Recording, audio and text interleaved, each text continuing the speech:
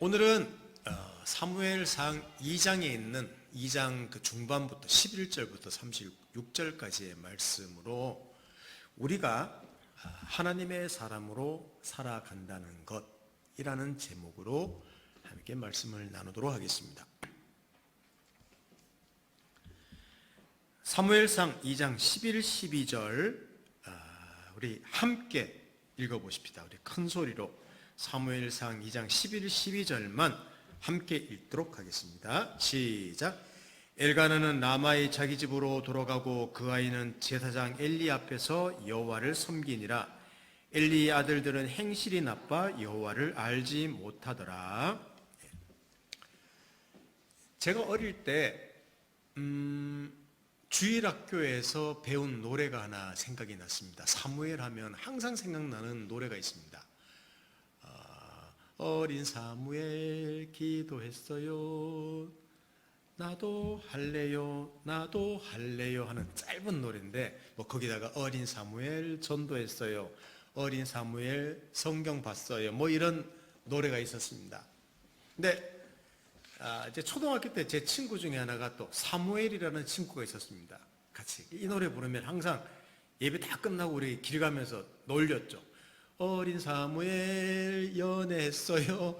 나도 할래요, 나도 할래요 막 굉장히 놀렸던 기억이 이 사무엘이라는 이름이 생각나면 꼭 이 노래가 생각이 납니다. 그리고 그 당시 시내버스를 타면, 지금은 거의 없습니다만은 시내버스를 타면 많은 버스에 액자가 하나 운전석 위에 걸려 있었습니다. 자, 그림 한번 보십시오. 이 그림입니다. 이게 그때 있던 액자 그대로입니다. 거의. 오늘도 무사히라는 사무엘, 이 여자분이 아니라 이게 어린 사무엘입니다. 사무엘이 기도하는 내용으로. 근데 저는 왜 사무엘이 기도하는 사람으로 오늘도 무사히라는 모델로 이렇게 그려졌는지는 사실은 잘 모르겠습니다. 근데 설교 준비하면서 좀 이해는 됐습니다.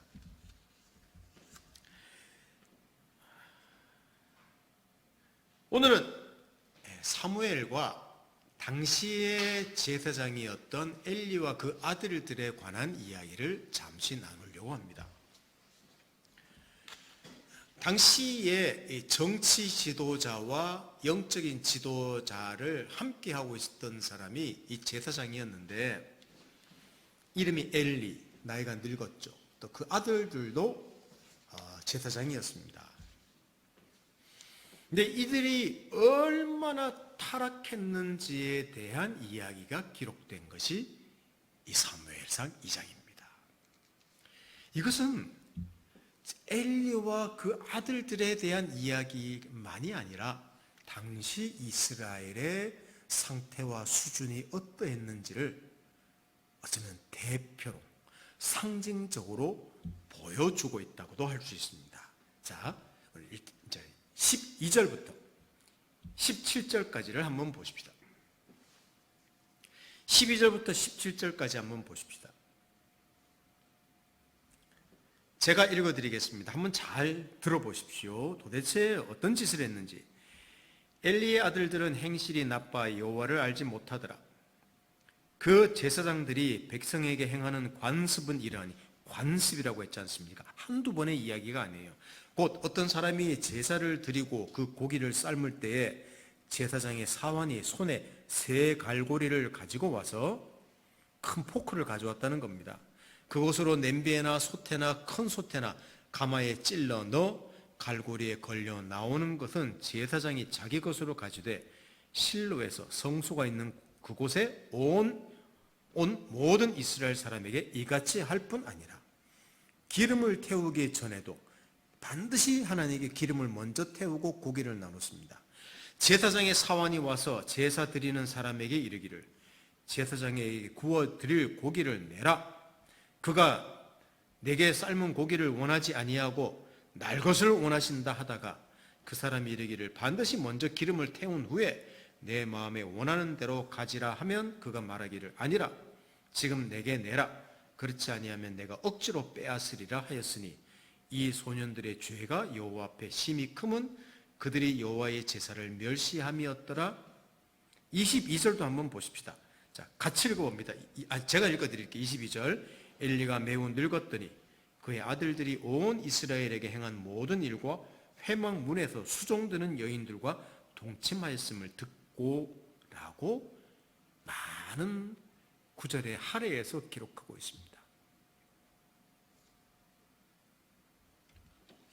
날강도입니다. 강도예요. 그냥 강도.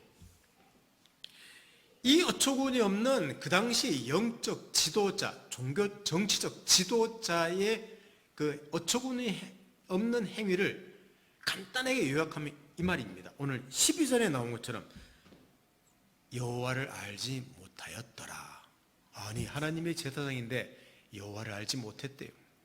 그리고 17절에 여호와의 제사를 멸시함이었더라. 이게 그들이 누구인지를 요약할 수 있는 내용입니다. 여러분, 그 당시 제사란 하나님과 사람 사이에 화목하게 하는 의식이었습니다. 짐승의 피를 드림으로. 그러니까 제사란 하나님에게도 굉장히 사람을 향하여 중요한 의식이고, 왜? 하나님이 제정했기 때문에 사람에게도 너무너무 중요한 의식이었습니다. 근데 이것을 멸시했습니다. 이걸 제가 좀 쉽게 이해하려고 신약으로 표현해 봅니다. 제사를 멸시하고 하나님을 알지 못했더라. 이걸 신약으로 표현한다면 예수 그리스도를 멸시했다는 겁니다. 무시했다는 거죠. 자, 예를 들어 보십시다. 제가 주일에 목사가 설교를 합니다. 근데 오늘 성경을 펴서 설교하면서 뭐라고 말하는가 하면, 여러분, 예수 믿을 필요 없습니다. 이렇게 말한다면, 예수 믿지 마십시오. 꽝입니다. 이렇게 말한다면 어떻게 했습니까? 말이 안 되는 소리예요. 지금 이들이 하는 행동이 그렇다는 겁니다. 또 하나, 성소에 있는 여인들과 동침했다고 성경이 이야기하는데, 이거는 그냥 단순히 음란한 음행을 저질렀다는 의미라기보다는 그 당시 가나안 종교에서 행해졌던 관습입니다. 그 성전의 성소에 있던 이 창기들, 어쩌면 종교적인 그 사제라고도 할 수 있는 그들과 그 성적인 관계를 맺으면서 다산, 풍부해진다는 의식 중에 하나였는데, 이것을 하나님의 제사장이 그대로 했다. 이게 성경의 내용입니다. 예를 들면 이런 거예요. 자, 오늘 제가 설교하는데 설교하다가 갑자기 뭐라고 하는가 하면, 자, 여러분의 복을 위해서 제가 오늘 여러분을 위해서 굿을 한번 버리겠습니다 하고, 오늘 꽝 하고 하고 굿을 버린다고 생각해 보십시다. 똑같은 거예요. 자, 제가 오늘 예수 믿지 맙시다, 믿어도 소용없시다는 설교와 오늘 예배 시간을 굿판으로 벌린다고 생각해 보면, 이거는 상상이 되지 않는 이야기를 지금 당시의 제사장들이 하고 있었다는 겁니다. 또 제사장 엘리는 늙었다고 합니다. 단순히 나이가 많아서 늙었을 수도 있지만 이것은 영적인 감각을 상실한 상태였다고 말할 수 있습니다. 이게 당시 이스라엘의 수준이요 상태였습니다. 저는 사사기 있는 구절, 이게 사무엘상이 사사기 다음의 역사를 계속 이어나가는 것이기 때문에 사사기에 있던 반복되는 구절 생각납니다. 자, 사사기 21장 25절을 우리 같이 읽어보겠습니다. 사사기 21장 25절 우리 다 같이 시작. 그때 이스라엘에 왕이 없으므로 사람이 각기 자기의 소견에 오른 대로 행하였더라. 왕이 없어서 자기가 하고 싶은 대로 했다. 이거는 강력한 왕정이 필요함을 말하고 있는 내용이기도 하지만, 사사들, 그러니까 분권, 각 지파대로 움직이면서 부족들이 움직일 때 어떤 지파에서 사사가 일어나서 또 나라를 건지기도 하지만 금방 없어지고, 이런 좀 오합지졸과 같은 때가 있었다면 왕이 나라를 통일해서 강력한 왕정을 하는 때를 우리 필요하다고 말하고도 있는 거지만 그 깊은 이면에는 이런 의미입니다. 하나님이 왕 되심을 지금 무시하고 거절하고 있는 이스라엘 백성을 말하고 있습니다. 그게 사사기의 역사였고 지금 이 역사가 사무엘상에도 계속 지속되고 있습니다. 그래서 여러분, 사무엘상 시작할 때 어떻게 시작했습니까? 불임의 한 여인 한나, 아기를 못 가진, 이게 이스라엘의 상태를 상징한 것이거든요. 또 제사장과 그의 가문의 타락, 이것이 이스라엘의 상태를 지금 대변하고 있습니다. 바로 이런 상황에 하나님께서는 사무엘이라는 한 사람을 준비하시고 그를 통해서 새로운 체제, 새로운 국가를 세우려고 하십니다. 자, 사무엘상 2장 18절을 한번 보십시다. 이게 완전히 엘리의 아들들과 대조되는 사무엘에 대한 표현입니다. 이런 구절이 4구절이 나오는데 그냥 한 구절만 찾아보겠다는 겁니다. 자, 사무엘상 2장 18절을 우리 함께 읽어보십시다. 시작. 사무엘은 어렸을 때에 세마포 에봇을 입고 여호와 앞에서 섬겼더라. 제사장의 아들들은 온갖 하나님을 멸시하는 짓을 했는데 사무엘은 여호와 앞에서 섬겼다고 이야기를 합니다. 이게 독특한 대비를 이루고 있는 내용입니다. 이게 사무엘이라는 한 사람의 특별함이요, 어쩌면 그 시대를 살아낸 많은 사람들 중에 위대함이었다고 말할 수 있습니다. 이게 사무엘의 위대함이에요. 사무엘의 특별함이에요. 그렇다면 조금 세서 이야기해 봅시다. 왕을 통치하는 왕국이 되면 그러면 이런 문제가 해결될까요? 우리 역사에 대한 이야기를 잠시 훑고 다음 이야기를 또 계속해 보십시다. 결국 우리는 다 알고 있지만 또 역사가 그것을 밝히고 있지만 성경도 왕정이 몇백 년 지속되다가 그들도 타락해서 하나님의 심판을 받고 북쪽 이스라엘은 아시리아한테, 남쪽 유다는 바벨론한테 멸망합니다. 이스라엘이라는 민족이 흩어져서 민족 자체가 없어지는 것, 나라 자체가 없어지는 것 같은 그런 일을 겪기도 합니다. 무엇을 말하고 있습니까? 제도, 시스템의 문제가 아니라 그것을 운용하는 인간이 문제라는 겁니다. 맞습니다. 인간은 본질은 변하지 않습니다. 인간의 본질은 변하지 않습니다. 평생 우리가 정직하게 살 수 있습니다. 그런 사람도 있습니다. 꼭 어떤 이가 평생 의롭게 행했다고 하더라도 그 인생은 70 내지 80, 요새는 한 100년, 90까지 살기 때문에 그러고 죽기 때문에 그 한 사람이 죽고 없어지만 다른 역사는 의롭게 지켜낼 수가 없는 거예요. 그래서 한 왕조가 무너집니다. 새로운 왕조가 생깁니다. 한 정권이 지나갑니다. 새로운 정권이 들어섭니다. 어떤 사상이 쓸모없이 됩니다. 또 새로운 사상이 등장합니다. 이게 반복되는 인류의 역사입니다. 계속 돌고 돌아요. 계속 돌고 돌아요. 근데 돌고 도는데 이것을 또 역사가 증언하고 있는데 인간은 변하지 않더라. 그게 역사에 대한 이야기입니다. 아니, 사사기 때 문제가 있어서 왕을 하나님이 세우게 하셔서 왕정이 들여서 강력한 나라를 세웠더니 잘 먹고 잘 살았다가 아니라 그 나라도 결국 또 죄 때문에 망하고. 어떤 분이 역사에 대해서 이렇게 정의한 분이 있더라고요. 역사는 과거와 현재의 대화다, 이렇게 정의한 분이 있습니다.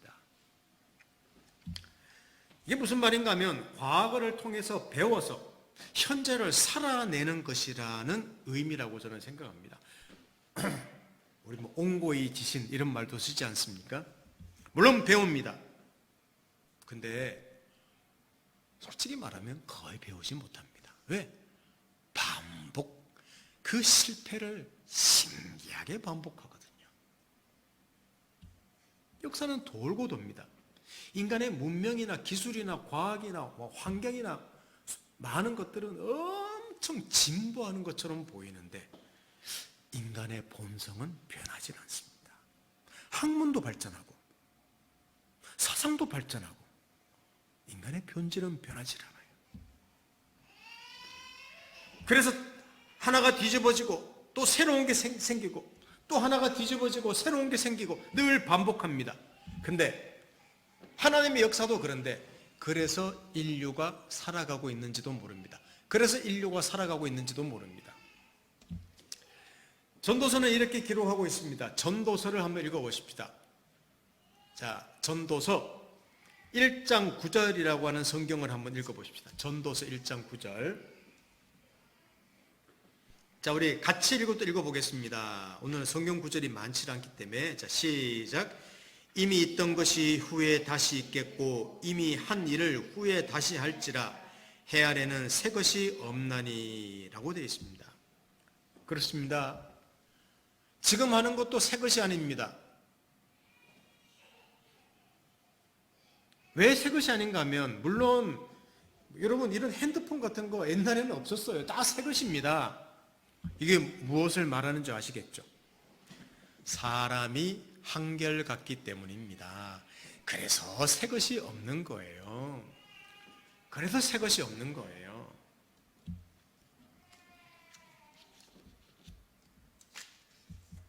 그러면 지금 오늘 사무엘을 통해서 하나님이 그 사사시대를 종결시키고 제사장도 종결시키며 또 새로운 제사장 계열로 넘어가고 또 왕을 세우라고 했다는 것, 어쩌면 그것도 큰 의미가 없는 게 아니겠습니까? 하나님이 역사를 진행하는데 왕을 세워왔자 무슨 소용이 있겠습니까?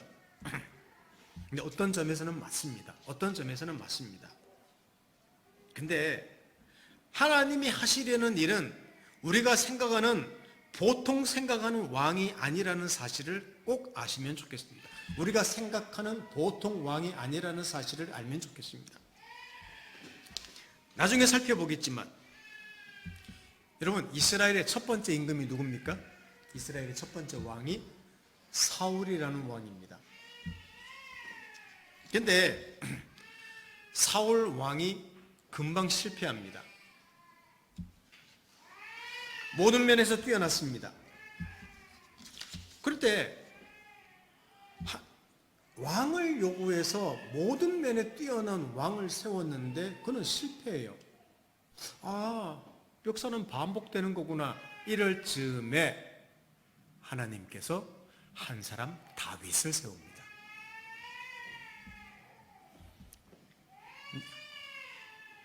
근데 다윗이라는 사람도 우리를 실망시키지 않습니다. 그는 신하의 아내와 간음합니다. 그리고 자식을 낳습니다. 그 신하의 남편인 자기 신하의 아내, 그 신하죠. 그 아내 간음한 그 신하를 전쟁터로 보내서 죽게 만듭니다. 끔찍한 죄를 범하기도 합니다. 수많은 약점이 있는 사람입니다. 다윗 또한. 그런데도 오늘 이게 중요해요. 자, 하나님이 왕정을 시작했는데 첫 번째 왕이 실패했어. 두 번째 왕도 썩 독특하지는 않아 보입니다. 근데 독특함이 있습니다. 다윗의 독특함이 있습니다. 이게 뭐냐 하면 그의 특별함은 하나님과의 특별한 관계였습니다. 하나님께서 그 다윗을 통해서 하나님 자신이 하시려는 어떤 일을 마음껏 드러내셨습니다. 하나님의 은혜가 무엇인지, 하나님이 세상을 구원하는 방법이 무엇인지, 그런 것들을 다윗을 통해서 마구마구 막 드러내십니다.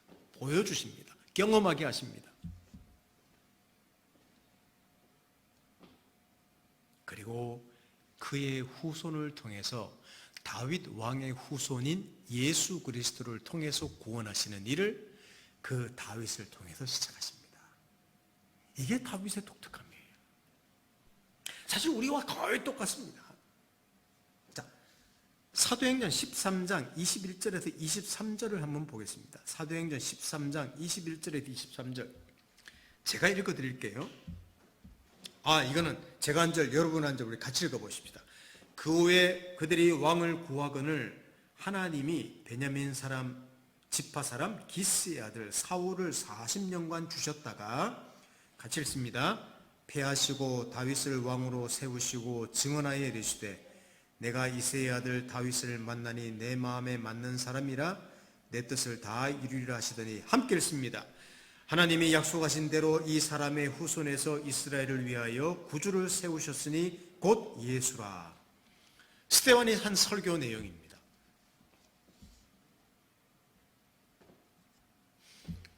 다윗은 내 마음에 맞는 사람이라 내 뜻을 이루리라고 한 사람입니다. 어떤 특별함 때문에? 특별하게 없습니다.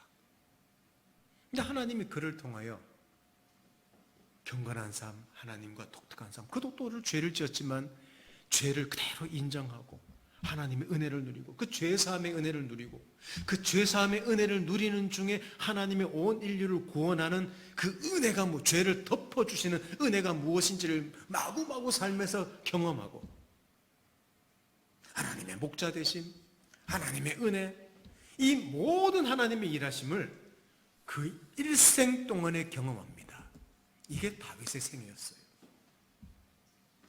지금 이런 하나님의 일을 누구를 통해서? 사무엘을 통해서 하시겠다는 겁니다. 그러니 여러분 사무엘의 특별함이 무엇이겠습니까? 이게 핵심이에요. 엘리와 그 아들들과 비교했을 때 사무엘이란 사람의 특별함이 무엇이겠습니까? 오늘 성경은 계속 시작이 그는 여호와 앞에서 하나님 여호와를 섬겼더라. 이 이야기만 계속 나오고 있습니다. 사무엘의 특별함이란 그도 약점이 많습니다. 그러나 어둡고 암울한 시대에 하나님을 찾았습니다. 이게 특별함이죠. 하나님과의 특별한 관계에 있었습니다. 그리고 다윗을 왕으로 세우는 일에 사용되었습니다. 자, 오늘 시작할 때 보여드린 어린 사무엘 기도했어요.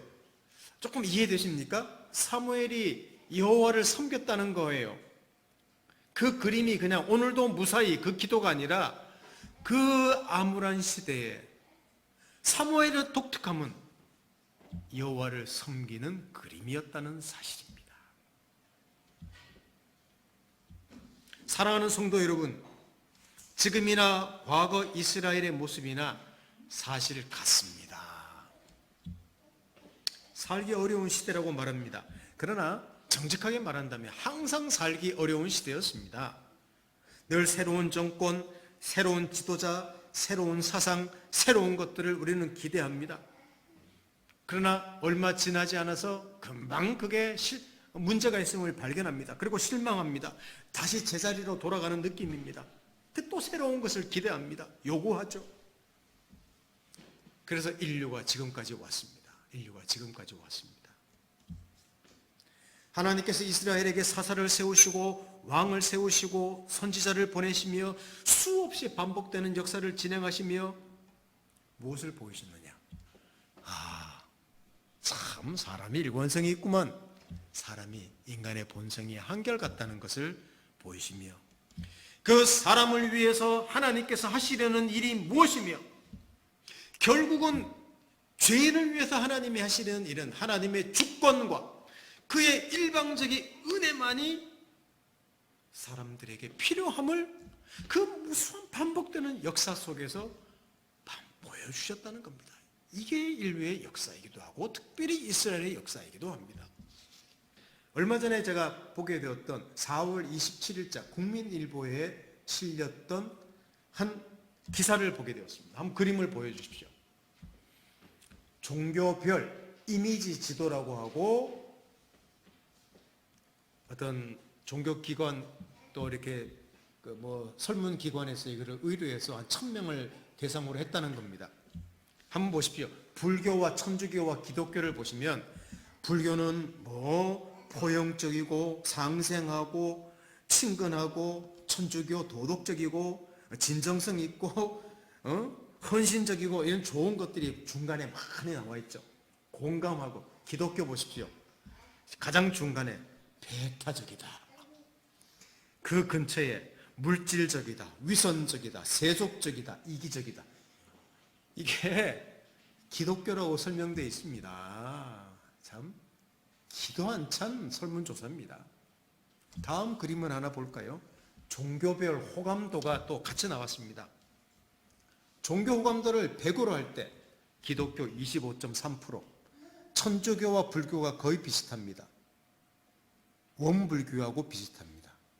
이게 우리나라 지금 사람들이 가지고 있는 종교에 대한 생각이라는 겁니다. 이게 우리 시대입니다.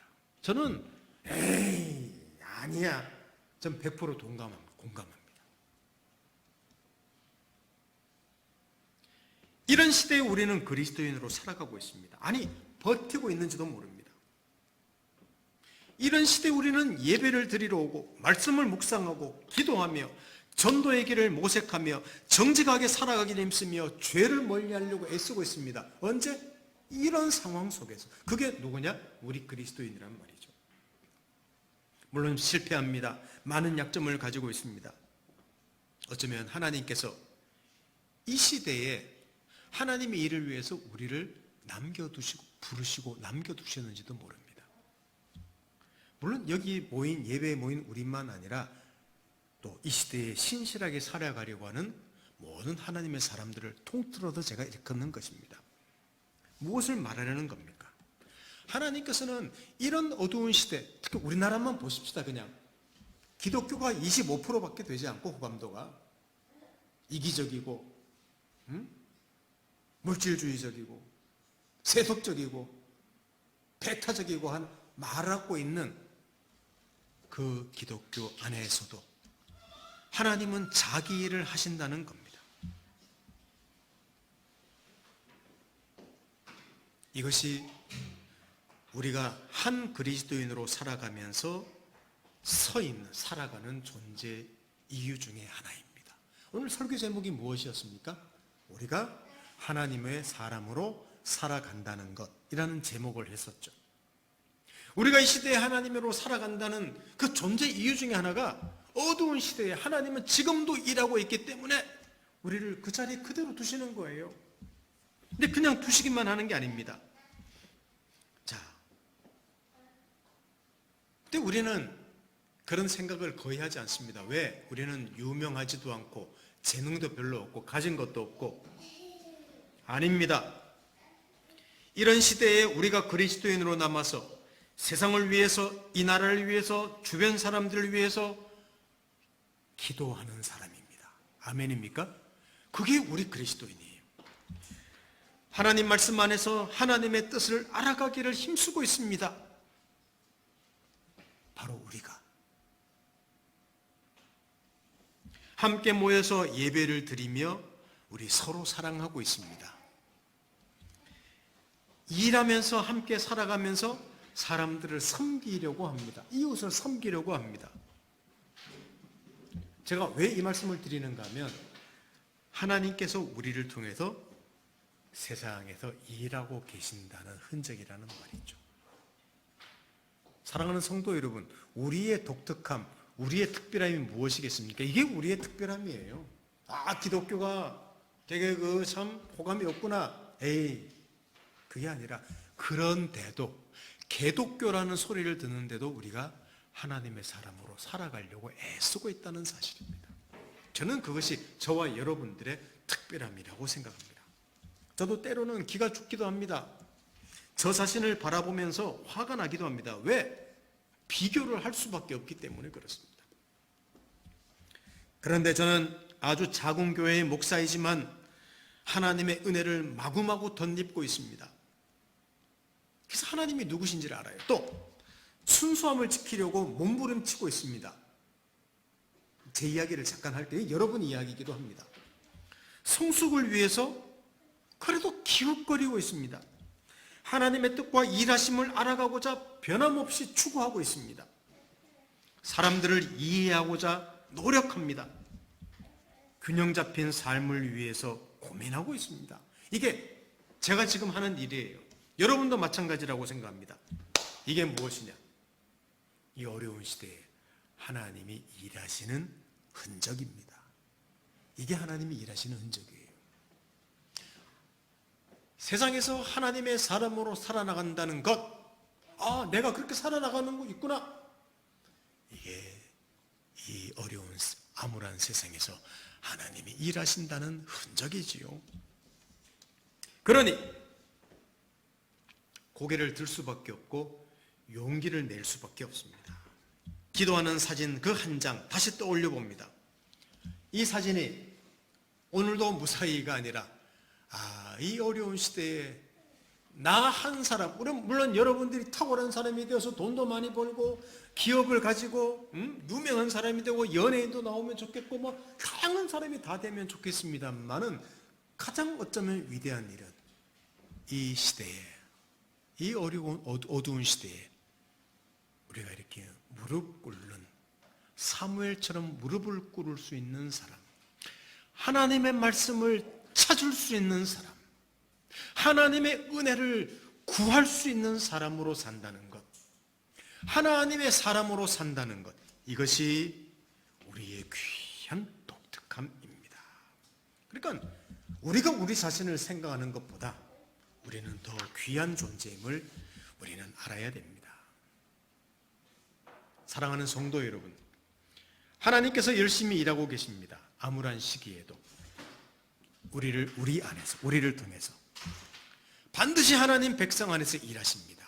우리 안에서. 그러므로 우리 매일매일의 삶이 우리 자신을 향해서 너무 소극적으로 생각하지 마시고 내가 의외로 특별하고 위대한 사람이구나, 이 생각으로 우리의 삶을 살아내시기를 예수님 이름으로 축원합니다. 함께 기도하겠습니다. 하나님 아버지 감사합니다.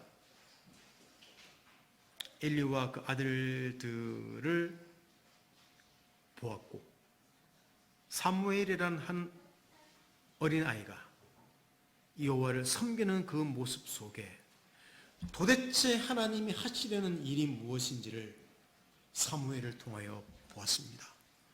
어쩌면 우리가 이 시대의 사무엘인지도 모릅니다. 주님, 얼마나 우리가 귀한 존재인지요, 그 사실을 알고 우리 인생을 멋있게 살아내는, 특별히 하나님의 사람으로 이 세상을 살아내는 귀한 은혜를 베풀어 주십시오. 예수님의 이름으로 기도드립니다. 아멘.